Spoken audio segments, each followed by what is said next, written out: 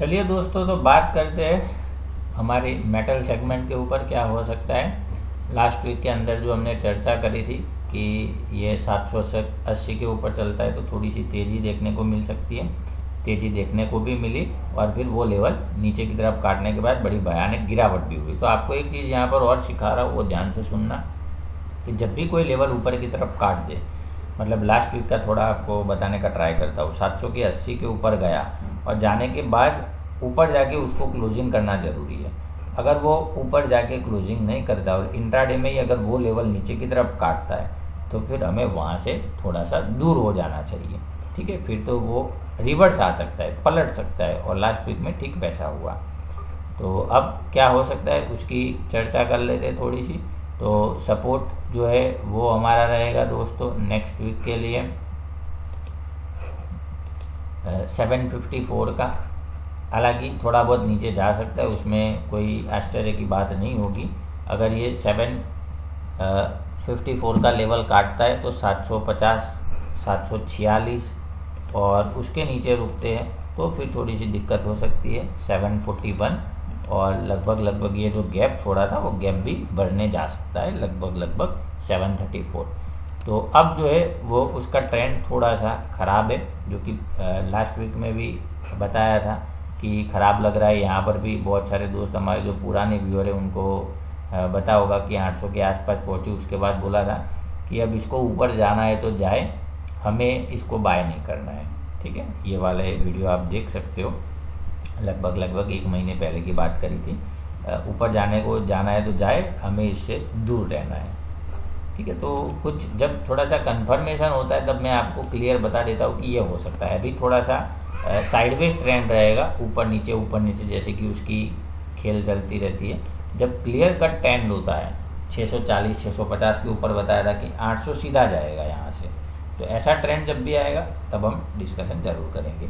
अब आपको याद रखना है नेक्स्ट वीक के लिए 763 का लेवल, अगर ये लेवल ऊपर की तरफ काटता है, सस्टेन करता है, रुकता है, तो फिर थोड़ी सी बाउंस मिलेगी लगभग 768 के आसपास।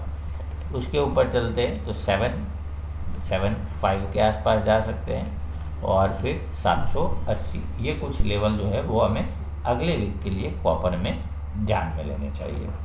अब बात कर लेते हैं दोस्तों एल्यूमिनियम के ऊपर, उसमें भी सेम बात करी थी।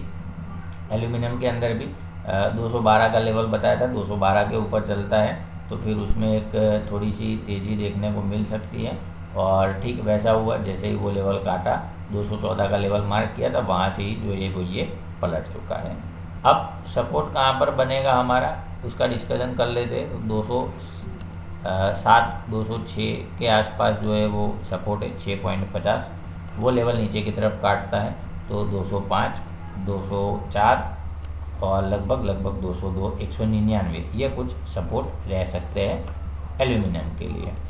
अब चर्चा करते उसके रेजिस्टेंस के ऊपर, तो रेजिस्टेंस रहेगा 209 का लेवल। 209 के ऊपर चलते हैं तो फिर थोड़ा सा इसमें तेज़ी देखने को मिल सकती है 210.50 के आसपास।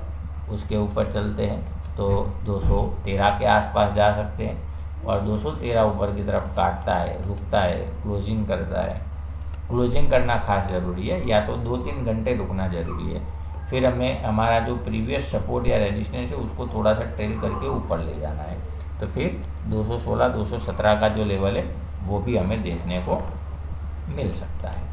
जिंक की चर्चा कर लेते हैं। जिंक में भी यही बात करी थी कि 272 के ऊपर चलता है तो 276 के आसपास जा सकते हैं। तो 277 का कुछ हाई बनाया, फिर वहाँ से वो भी पलट गया। मतलब सब में एक जैसा ही ट्रेंड था। तो हमें ये एक चीज़ जो है वो ध्यान में रखनी है दोस्तों कि जब भी वो ऊपर लेवल काट दे और वहाँ जाके क्लोजिंग करना ज़रूरी है। अगर क्लोजिंग नहीं करता है और वहाँ से पलटता है तो फिर हमें थोड़ा सा सतर्क हो जाना चाहिए। अब जो है वो इसका सपोर्ट क्या रहेगा जिंक के लिए 266.50 के आसपास। अगर ये लेवल जो है वो ब्रेक करता है तो फिर लगभग 264 261 257 ये लेवल जो है वो हमें ध्यान में रखने चाहिए अगले वीक के लिए। तेज़ी में क्या ध्यान में रखना है, तो तेज़ी के लिए दोस्तों इसको अब पार करके सस्टेन करना होगा, ऊपर की तरफ काटना होगा 271.50 का लेवल। अगर ये लेवल ऊपर की तरफ पार करके रुकते हैं, सस्टेन करते हैं, तो फिर 275 का लेवल हमें देखने को मिल सकता है और उसके ऊपर 277.50, फिर जो है वो ये तेज़ उछल सकता है और 285 तक भी जा सकता है।